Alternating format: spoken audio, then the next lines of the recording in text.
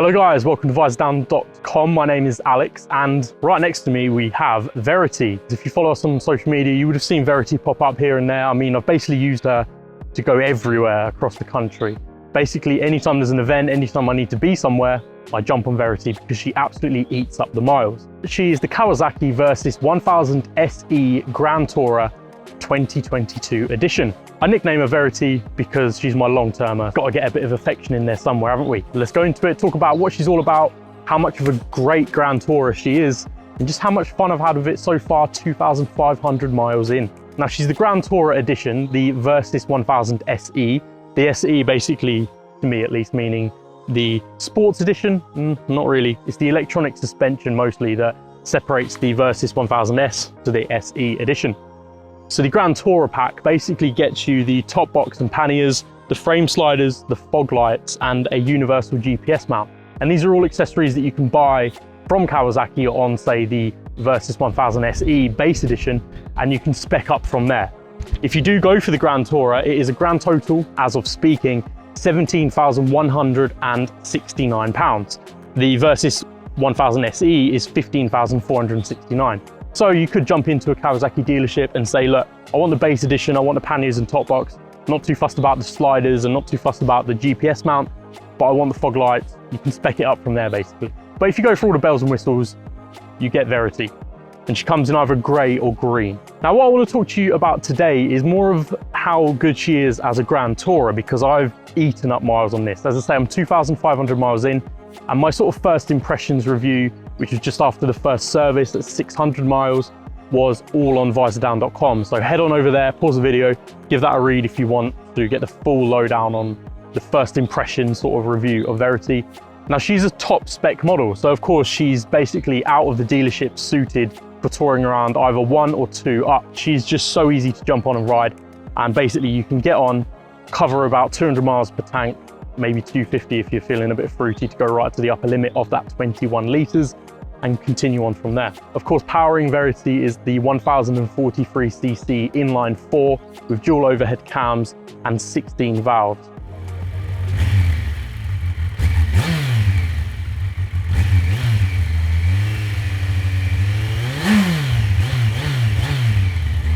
It's 118 brake horsepower at your disposal, topping out at around 9,000 RPM, and you've got 102 Newton meters of torque at around 7,500 RPM. It's a 6-speed box with a quick shifter, and I've found the clutch and quick shifter so easy to use. If you're going at town speeds and clicking through the gears, the quick shifter can be a little bit too jerky, so you want to smoothen it out with the clutch. But when you get up to speed and you can click through the quick shifter, it's so smooth and really easy to use. You get 3 rider modes, you get sport, road and rain. Effectively, road is going to be the full power of the motor, but then a little bit of intervention from the electronics in terms of braking and wheelie control. But if you flick into sports mode, that takes all of the interventions all but away. So if you flick down some country roads and open up Verity, you feel that front wheel start to lift off a little bit when you're really pushing on, and it just sort of smoothens up the experience if you want to have a little bit more raw access to what Verity is capable of. I won't lie, I've been riding around in road mode for the most part. For the first few hundred miles, I was literally going around the M25, the A12, the A14, but continuing on for the next sort of 2,000 miles almost, I've done a lot more country lane riding, a little bit more spirited riding, shall we say, and that's where I've been flicking into sports mode. It's been absolutely superb. The throttle is going to be with an electronic throttle valve, and I've got to say, the throttle itself is so smooth to use. It's really easy to put down the power, and if you sort of really gently apply the power at town speeds, there's no sort of jerkiness. It's really smoothed out and nice, and that's even in sports mode. Just throw in rain mode, just dials down the power of the engine a little bit, so if it is really adverse out there, you can ride a little bit more comfortably, especially if you've got 2 people on the bike. But road mode is absolutely fine in even the most adverse of conditions, and I found that out when I literally picked up Verity and rode away from Kawasaki around the M25, and it absolutely had it down, and I was soaked in, but I just stayed in road mode because it just felt pretty good. Just jumping into the electronic suspension as well, you've got the preload settings on the handlebar, and you can put it into 1 or 2 people with or without luggage, so sort of flicking in between all of those. You can do that whether you're moving, so if you're rolling along, you can close the throttle, press and hold the preload button, and then you can hear and feel the preload start to adjust a little bit. If you really want to delve into it, you can go into the menu and the details and flick between, I think it's 24 points of adjustment up and down. So you can really dial in exactly what you need. If you're going on, say, a long tour and you know exactly how much weight is going to be on the bike, you can dial it in to the sort of precise details you might want. And also, just to throw in, if you close the throttle, you can also adjust the rider modes with the up and down button. Now, as I did briefly mention here as well, if you're looking at doing loads of motorway miles, loads of touring miles, when you get out on the road and if you've got loads of miles ahead of you, for me as a 6'4" rider, the Verity Versys is superb. Honestly, I've not had any leg ache at all in around 2,500 miles or above that I've ridden it. It's superbly comfortable.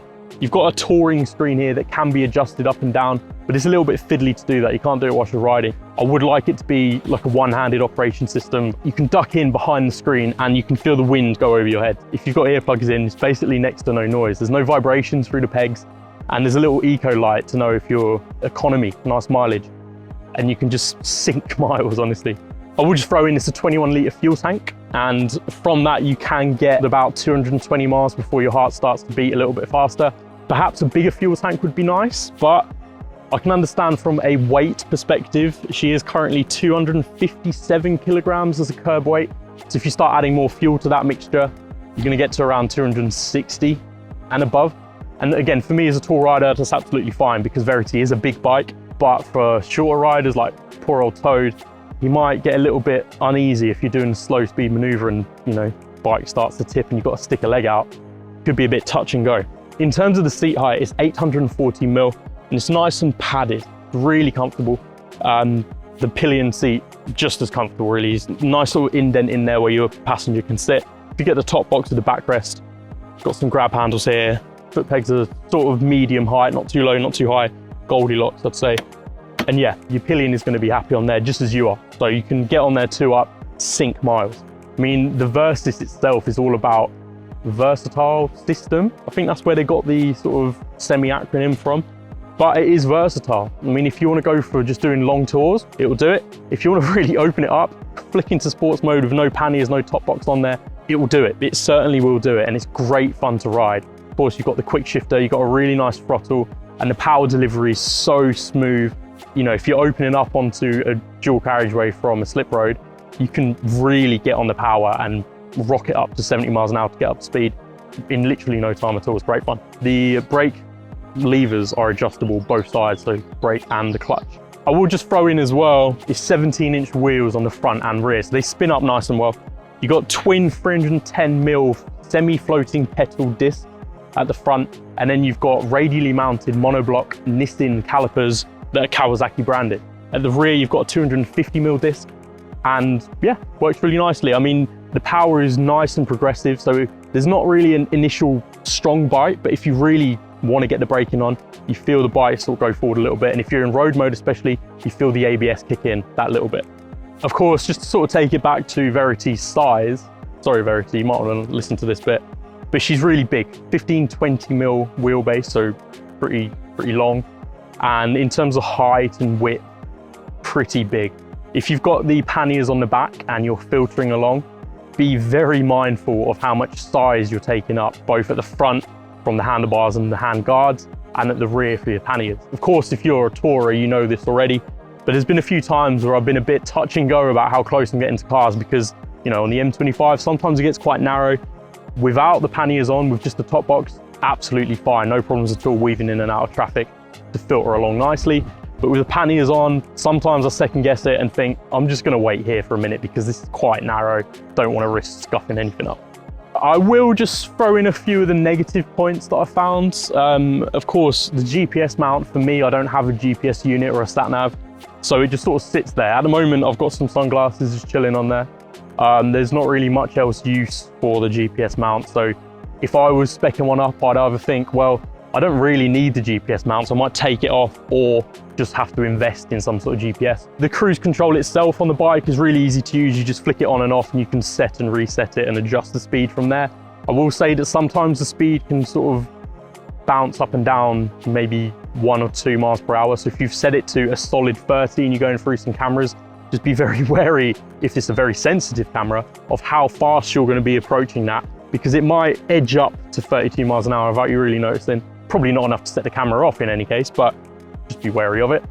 But the cruise control works very nicely. In terms of the dash and the display, you've got a little TFT display with an analog clock on the left for your revs. It's very clear, and I will show you in a minute how easy it is to use, but you can flick through the modes, trip A, trip B, lean angle, which is always good fun. My max lean going left, I don't like turning left, apparently it's 36, and right is 40.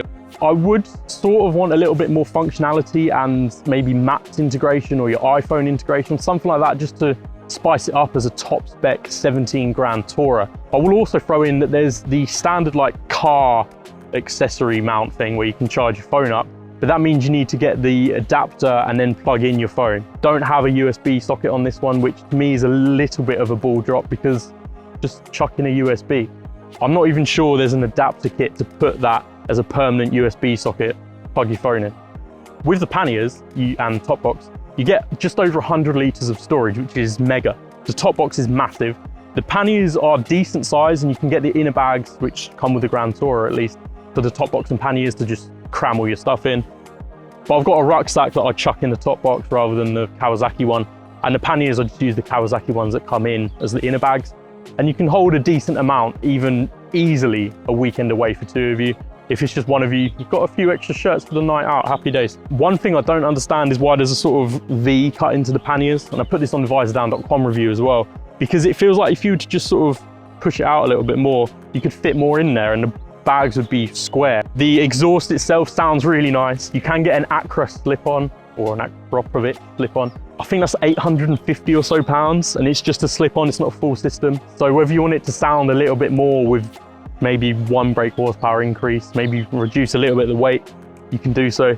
I don't really mind the look of the exhaust as standard, to be honest. It suits the bike quite nicely, but it's always there if you want it, as well as tank pads and protector stuff and all few accessories that are on the pack, because everything else is already here. So this has been 2,500 miles in. I've got plenty more rides to do. I'm going to Wales on it in a couple of weeks' time, which is going to be mega, so stay tuned for that review. I'm not going to be telling you what I'm doing, but just stay tuned, subscribe if you haven't already, so you can stay up to date with what we're getting up to. Verity has been a superb tourer. If you're looking at some of the alternatives on the market in terms of, you know, even the Kawasaki Ninja 1000 SX or the H2 SX, they can do it as well, but the Versys is really good, especially for me as a tour rider. I've been getting on absolutely superbly with this Versys SE. So this has been the Versys 1000 SE Grand Tourer, nicknamed Verity. Thank you so much for watching. Let me know down in the comments what you want to see me do with it. If there's any other questions you have about the Versys, I mean, I'm just going to be happily riding it around for the next rest of the season, really. Go on our social medias on Facebook, Twitter, Instagram, and just stay up to date with what we're doing on there as well, because you'll see Verity feature in basically everything I do, because she loves a picture. Thank you so much for watching. My name's Alex. I'll see you on the next video. Like the video if you got this far, because that would really make me happy. Thank you very much, and I'll see you on the next one. Ciao. And ciao from Verity too.